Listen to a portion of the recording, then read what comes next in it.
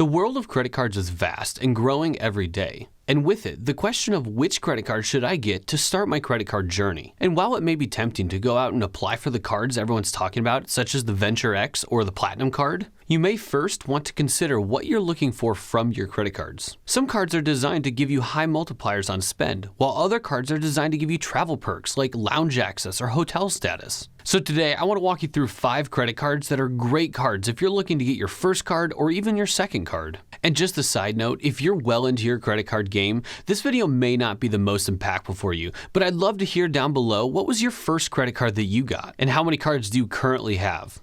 And if you're new here, welcome. Thanks for clicking on this video.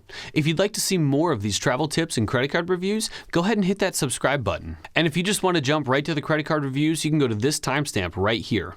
So let's first talk about 2 different types of credit cards. The first one is a credit card with an annual fee and a credit card without an annual fee. Now, credit cards with annual fees are generally geared towards travel. Many of these cards will offer lounge access, high intro bonuses, airline and hotel credits, and even trip cancellation or protection insurance. But when it comes to credit cards with no annual fees, a lot of times they're focused on the points multipliers, meaning the points you get when you purchase things with the card. These points can come in the form of cashback or even points that can then be redeemed as cashback. Now, there are some exceptions when it comes to credit cards, but generally this is what you'll find. For many first-time credit card owners, a no annual fee card is a great option, offering low risk because of that no annual fee, as well as great point multipliers to start seeing the potential of earning points and using them towards travel. It's also a really great place to start if you're looking to put together a multi-card setup or a trifecta. What is a trifecta, you may ask? Well, simply, it's a great way to maximize every single purchase by using a certain credit card at very specific locations to earn the most points on that card. For example, in a credit card setup, it's usually common to have a card that will earn higher multipliers for dining or groceries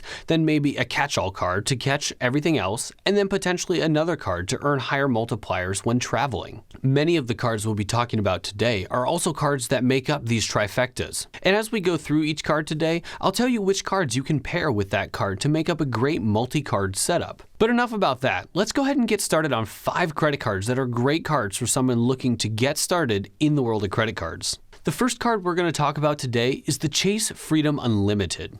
The Freedom Unlimited is a no annual fee credit card that offers great multipliers on everyday purchases. With this card, you're going to be earning 3% back at dining, 3% back at drugstores, and 1.5% back on all other purchases, as well as 5% back on purchases made through the Chase Travel Portal.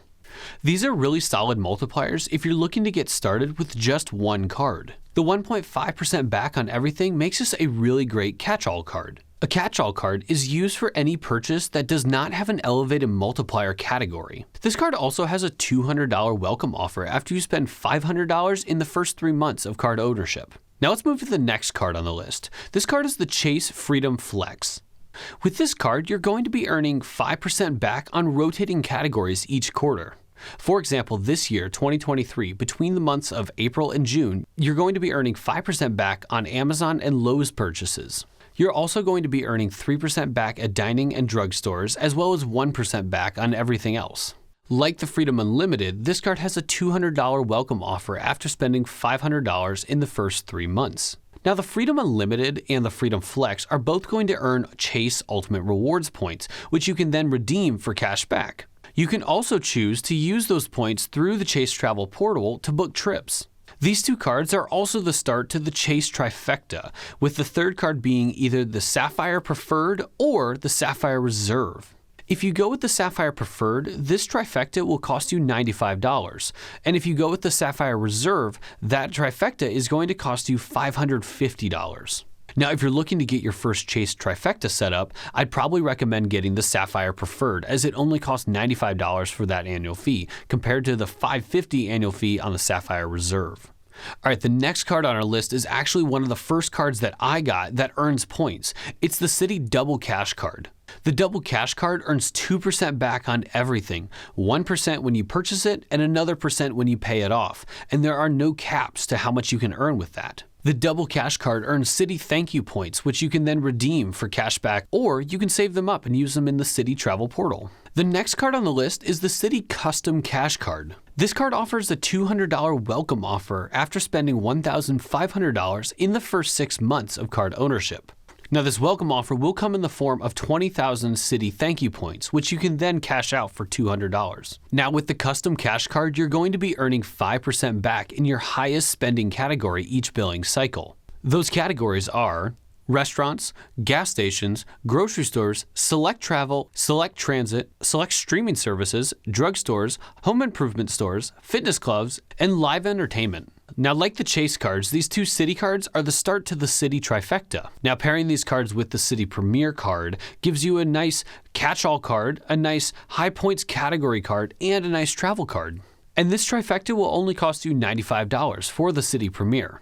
Alright, so the last card that I have for you is the Capital One SavorOne card. This card offers a $200 welcome offer after spending $500 in the first 3 months of card ownership. With this card, you're going to be earning some great multipliers, with 3% back on dining, entertainment, popular streaming services, and grocery stores, with 1% back on everything else. You'll also receive 5% back when you book travel through the Capital One travel portal using this card. Now, Capital One has become more competitive in the last few years with the addition of the Venture X card to its lineup. The Capital One Venture X is a great card to pair with the SavorOne as it gives you full access to that Capital One travel portal.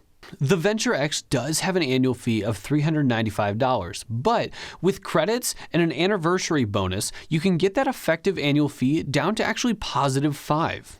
Now, if you want to learn more about that card, I'll link it down below. I did a review a little while back on all of the credits and benefits that are offered with that card, so be sure to check that one out. So there you go. That's 5 credit cards that could be great for someone looking to get their first or even second credit card. One thing to keep in mind is Chase's 524 rule. This rule states that if you've been approved for 5 or more credit cards in the last 24 months, you won't be eligible for a Chase credit card. And that's from any credit card issuer, not just Chase. So if your long-term plan is to get 5, 6, 7, 8 credit cards, I would start with the Chase credit cards. That way, when you hit that 524 rule, you can just move on to another credit card issuer. But let me know what you think. Which credit card is your favorite as a first credit card? These are the cards that have worked well for me, but I'd love to hear what cards have worked well for you. Let me know down below. Anyway, if you like this video, go ahead and like and subscribe as it really helps out. I hope you found this video informative, and I'll see you next time. Thanks.